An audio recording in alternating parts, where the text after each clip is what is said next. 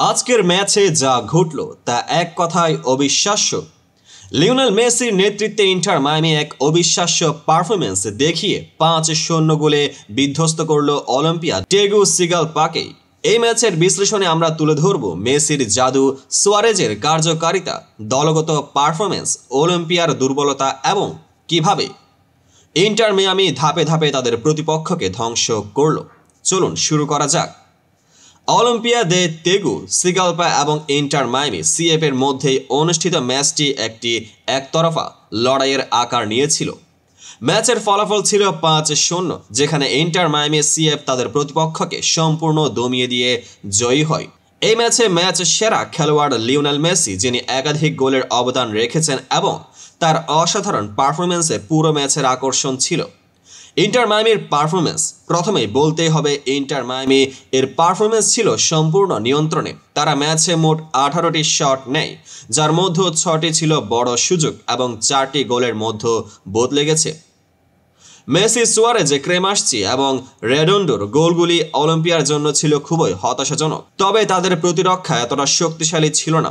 Inter মায়ামির অধিনায়ক Lionel Messi একাধারে গোল করেছেন এবং সহায়তাও করেছেন। প্রথম গোলটি আসে মেসির পা থেকে, যিনি একটি সুন্দর শট দিয়ে ইন্টার মায়ামিকে 1-0-তে এগিয়ে দেন। এরপর ক্রেমাসচি এবং রেডন্ডোর গোল আসে, যা তাদের দলের ধারাবাহিকতা বজায় রাখে।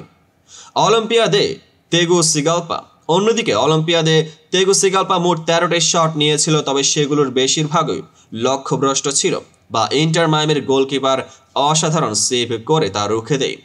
তারা বল দখলে কিছুটা পিছিয়ে থাকলেও তাদের আক্রমণাত্মক তৎপরতায় কোনো ধরনের প্রভাব ফেলতে পারছিল না।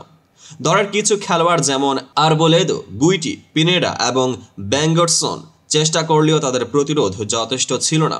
পুরো ম্যাচের মধ্যে ইন্টার মায়ামি প্রায় 60% বল দখল করেছে আর অলিম্পিয়া মাত্র 40%।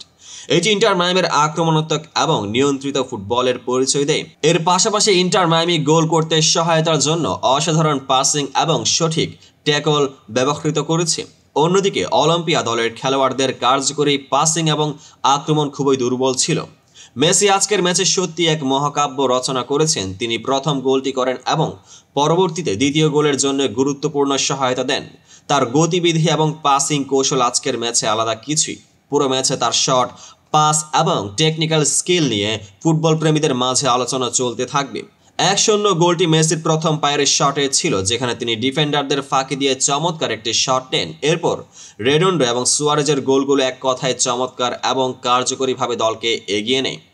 ইন্টার মায়ামির আক্রমণ আজকের ম্যাচে প্রতিপক্ষের ডিফেন্সকে ভেঙে দিয়েছিল।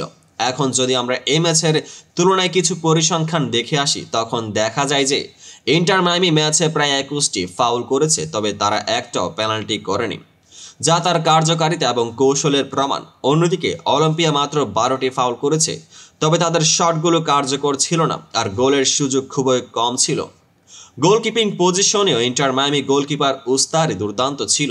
এই ম্যাচে ইন্টার মায়ামি সিএফ এর খেলা সত্যি প্রশংসনীয় ছিল। তাদের আক্রমণ, প্রতিরক্ষা এবং খেলার শৈলী আজকের দিনে অন্য এক উচ্চতায় পৌঁছেছে। অপরদিকে অলিম্পিয়া তাদের বাড়তি শক্তি, আক্রমণাত্মক মনোভাব এবং সংগঠন কমতি থাকার কারণে পুরো ম্যাচে যথেষ্ট চাপ অনুভব করেছে।